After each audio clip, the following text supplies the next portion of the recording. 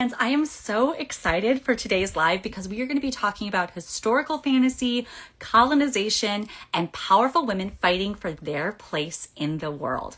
I'm going to be joined by Mona Tewari, author of Burn the Sea, a lush historical fantasy inspired by a real life queen who resisted Portuguese colonization in 16th century southern India. This book blends history, fantasy in such a very compelling way.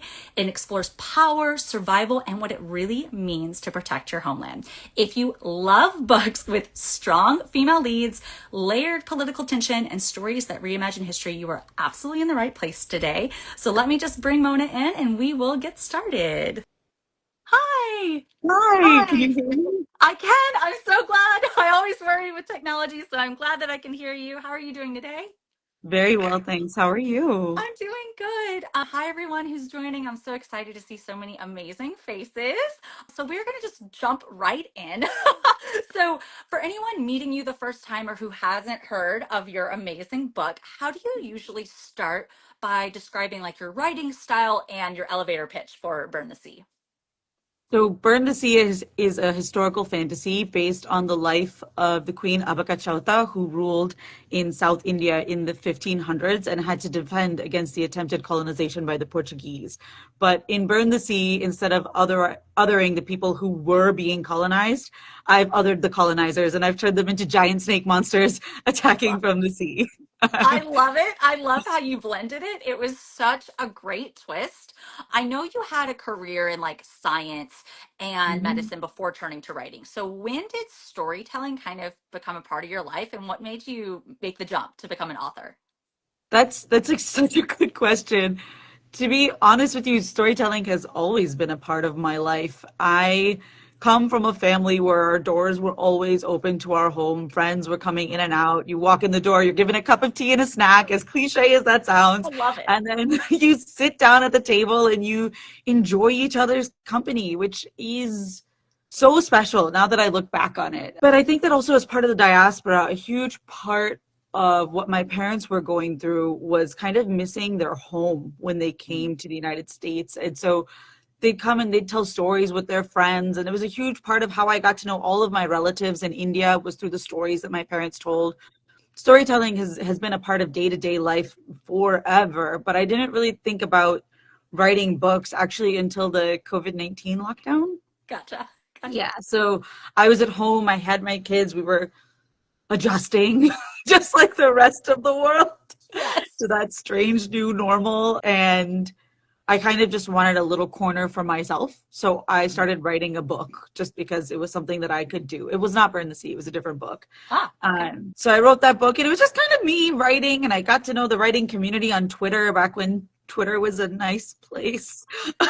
And it was a fun thing. But then I when everything's like went back to new normal, I Right. guess, I went back to work, I was focusing on that again and didn't really get back into storytelling for real until my health took a nosedive and I had to stay at home, sell Oh, my practice. I went through a whole lot of emotions. And so first I was just focusing on getting better, taking the time to heal, to be there for my family, to be there for my kids, and reclaiming my health bit by bit. But then once I started being a little more stable, I wanted something to do with my time that would still be safe for me. right. And this ended up being that. I turned to writing.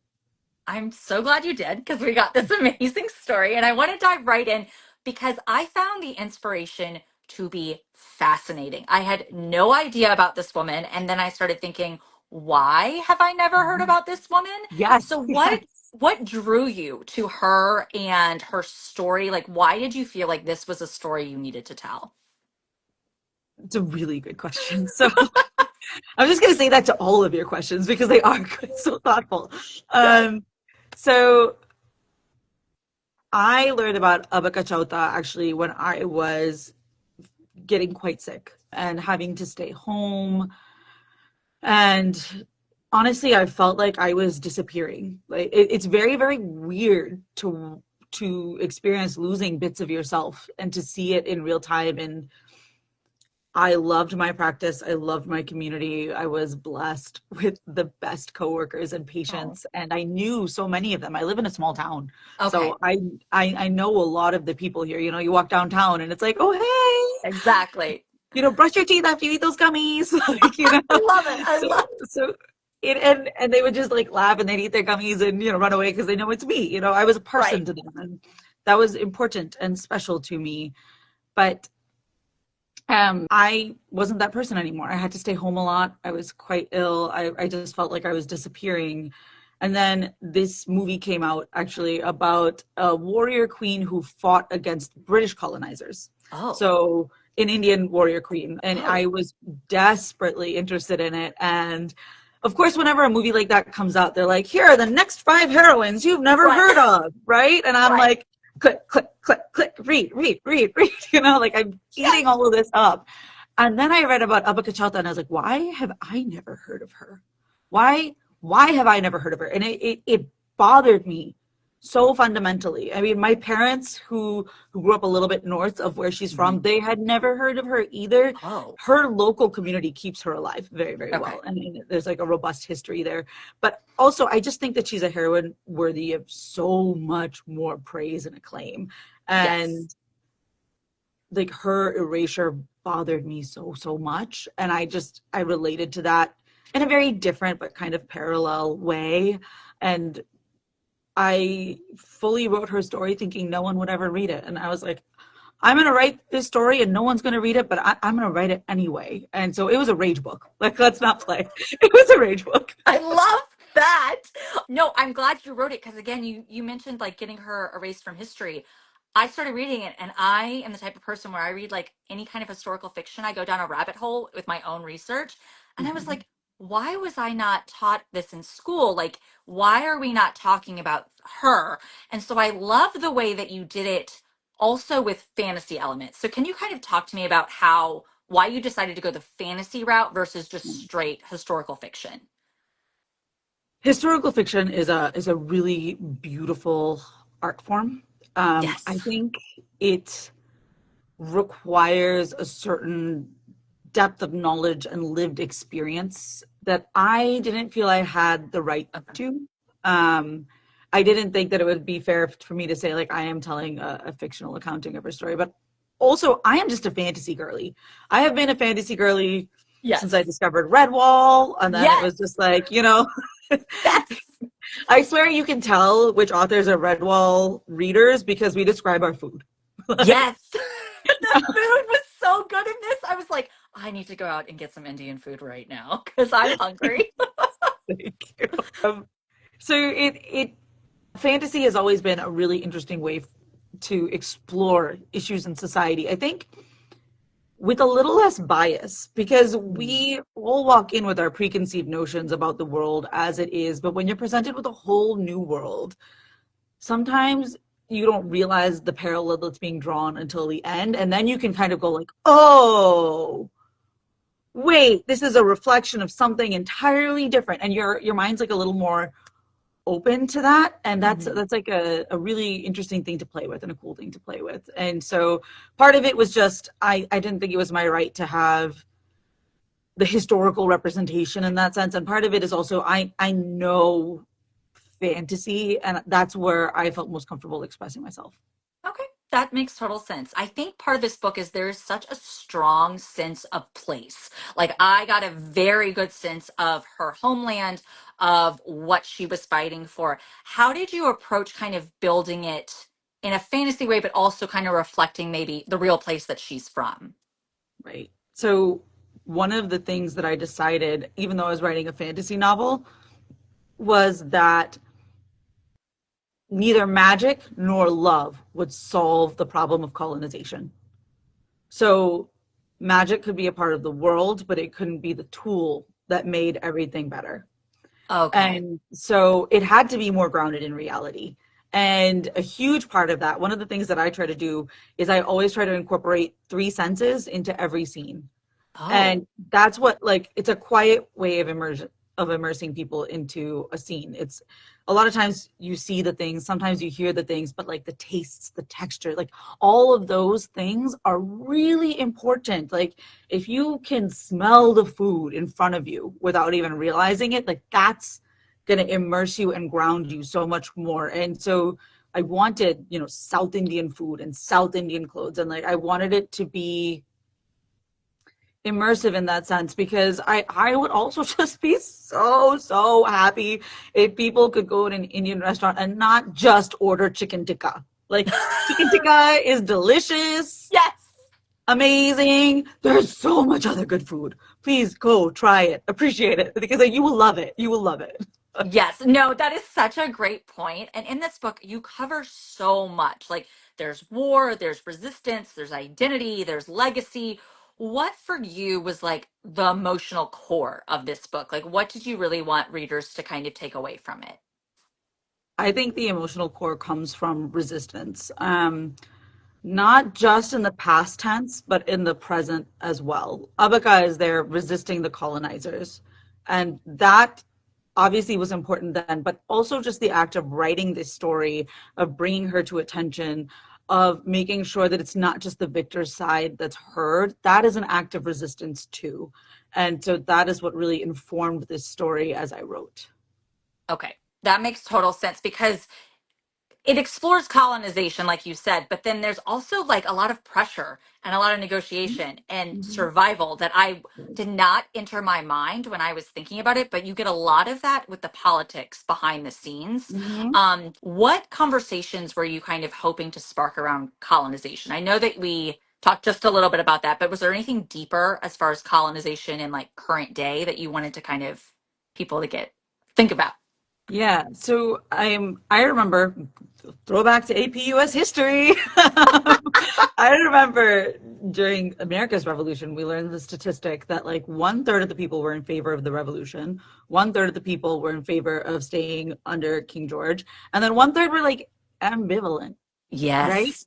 And so when you look at the characters in the book, you see each of those factions represented.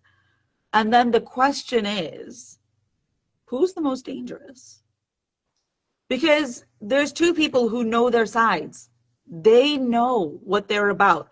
The obvious enemy is not the most dangerous of all. It's the one who lands in the middle that you can't rely on. And silence is abdication of responsibility. And that is Oh, true in the past and the present. that should go on the book.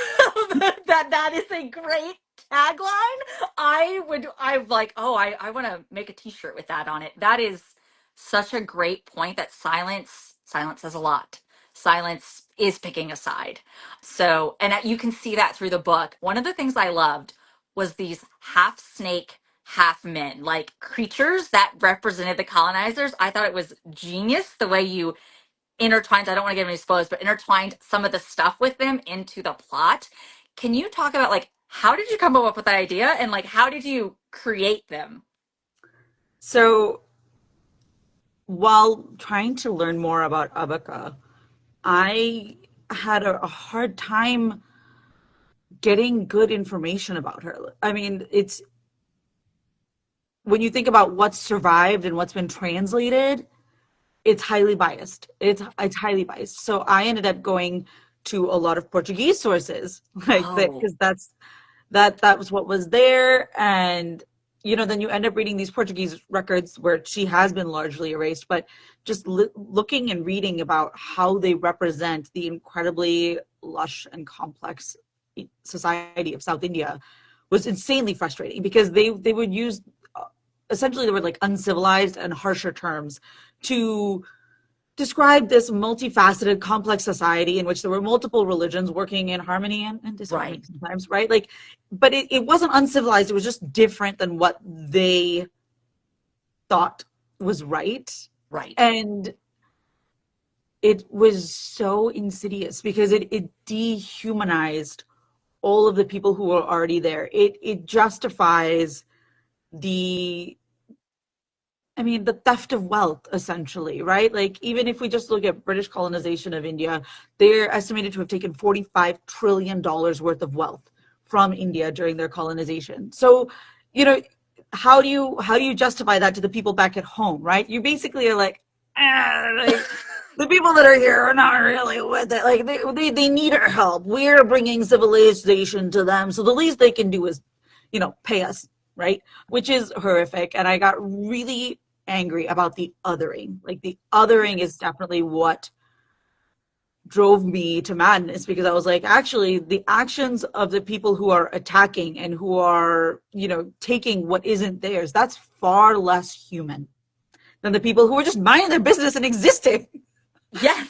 So I was like, that's much more monstrous. And then I was like, okay, so they're monsters. They're coming from the sea and they're monsters. They're speaking a different language we can't understand.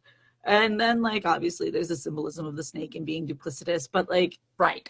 it was important to have that tie-in where it wasn't just entirely monstrous, because, again, going back to the point of the third, like, who's truly the monster, right? It's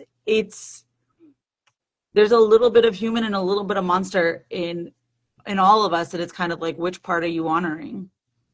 That makes me, that kind of opened my eyes to the whole part. Now I'm like thinking back to the book and I'm like, oh, that makes sense why they're half. Because I was like, why didn't you do full snake?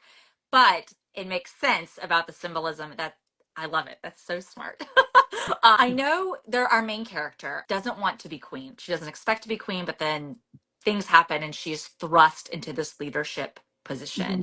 How did you approach kind of writing leadership through her character, especially being a woman and Mm-hmm. a woman of color?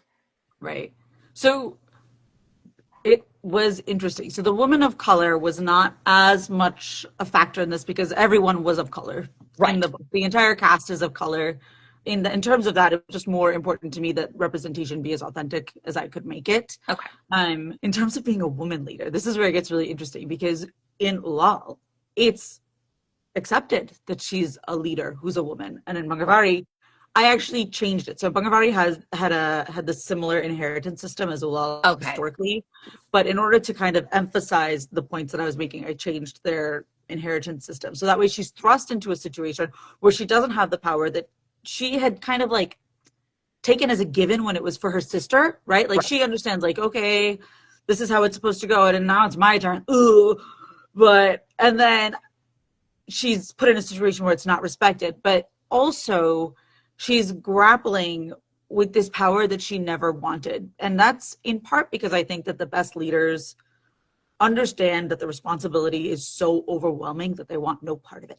Like, she doesn't want that. No. She sees it. She has trained with soldiers all her life. She's seen the losses. She knows the people who have fought the battles and who have, died in war. She's grown up around them because she's been trained around them. So she understands, like, the cost in lives.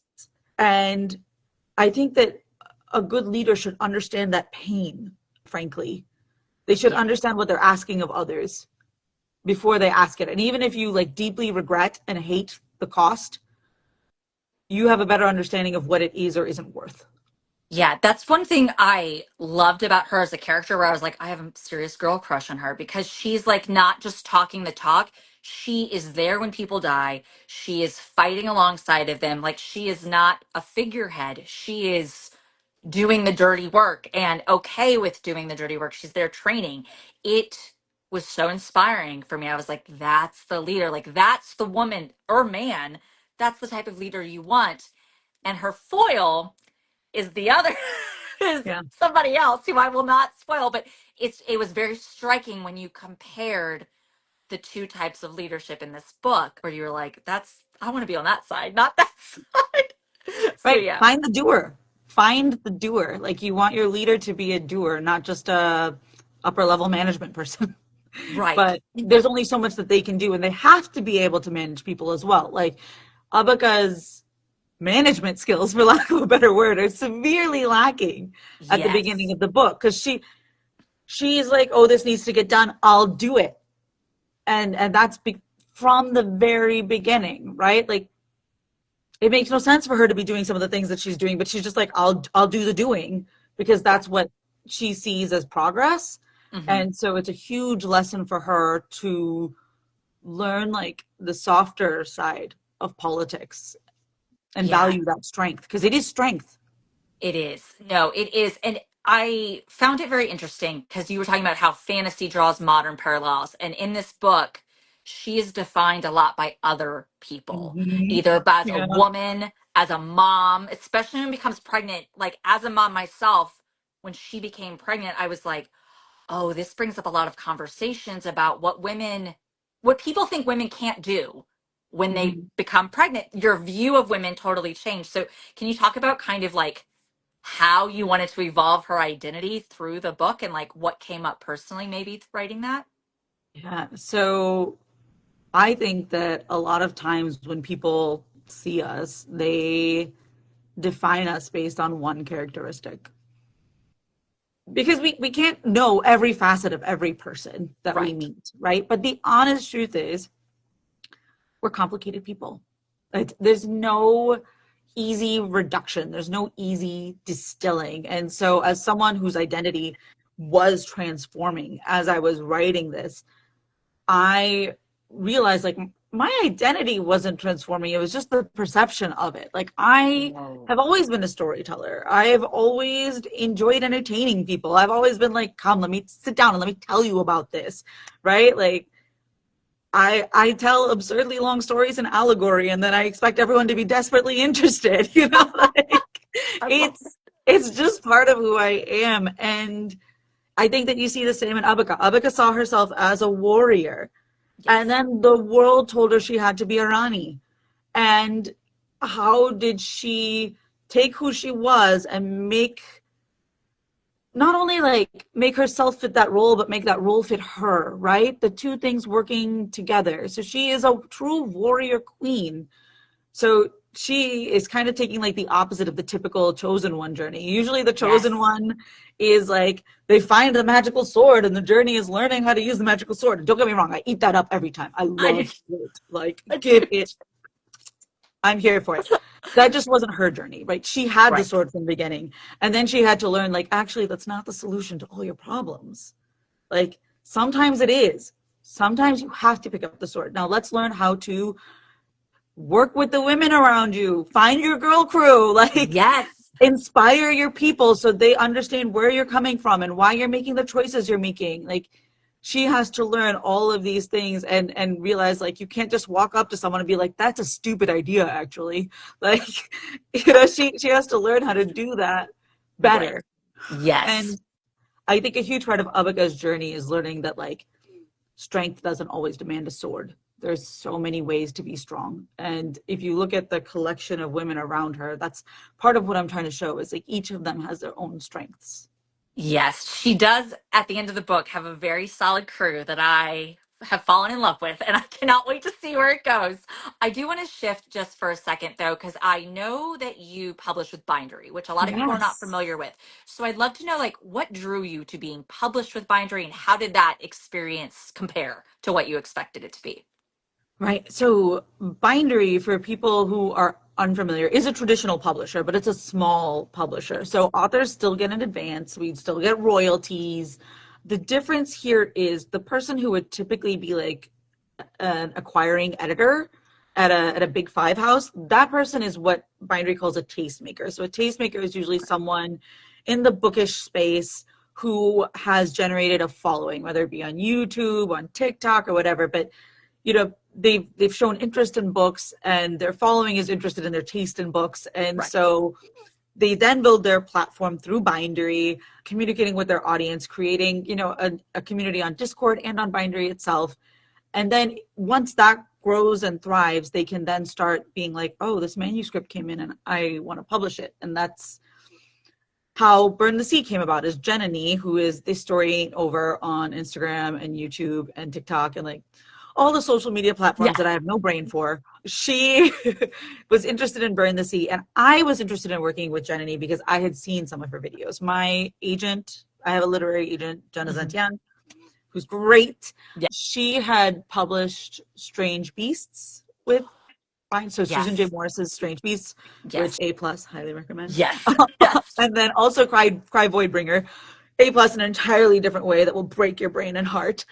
Both books who were done through Bindery, and she had told me like this is a small publisher that's giving all the green flags. And I had told her from the beginning that I felt very, very strongly about generative AI, possibly to the point of being exceptionally stubborn. But I have no interest in taking part in any publication journey that involves generative AI in my editing, in trying to rewrite, in my Yep, cover. Like, no, no, no. And Bindery has like the strongest they contract do. terms that I've seen. It's so clean. It's Yes. so clean, and I've spoken to Matt Kay, who's the CEO, and he's just like, no, this is obviously the clear and right choice in this day and age. And I'm just like, thank you. So they had AI protections. Jenny, who I adored and whose ethical stances I like 100% agreed with, and who understood the core of this book. I was like, yes, I'm there. And so they acquired it, and then I have a separate editor. So Jenny doesn't edit. My editor is Tegan, who is, I love her. Literally, when we were doing book 2, I was like, we have to have Tegan. So we've reunited the team. It's all good. And editing is done separately. Jenny weighs in once during the editing process just to be like, oh, hey, love this. This is what I can advocate really strongly for. This is the part that I've got some questions about. And then I can address her comments and the editor's comments. And then a lot of it goes into post editing. Jenny really starts ramping up her advertising and connecting the book with the right readers. Because to be honest with you, I don't think any book worth its salt is going to be universally loved.